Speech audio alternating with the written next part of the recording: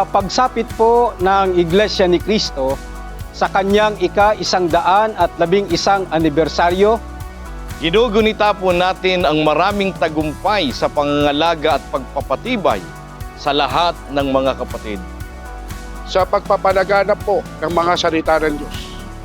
Sa pagdaragdag at pagpapataas ng uri ng pagtupad ng mga may tungkulin.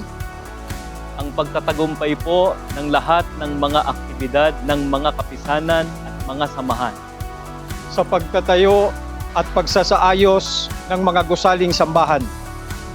Lahat po ng mga ito ay katuparan ng mga pangako ng ating Panginoong Diyos sa kanyang bayan sa mga huling araw. Sa Panginoong Diyos po ang lahat ng papuri at pasasalamat.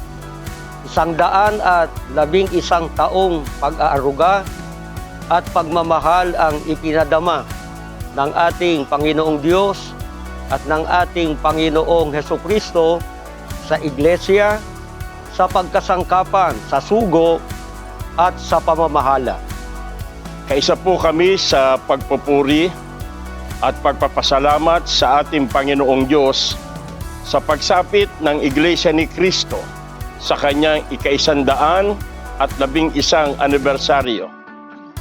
Binabati po namin ang ating tagapamahalang pangkalahatan, ang kapatid na Eduardo V. Manalo, at ang ating pangalawang tagapamahalang pangkalahatan, ang kapatid na Angelo Iranyo V. Manalo, gayon din ang lahat ng mga kapatid sa buong mundo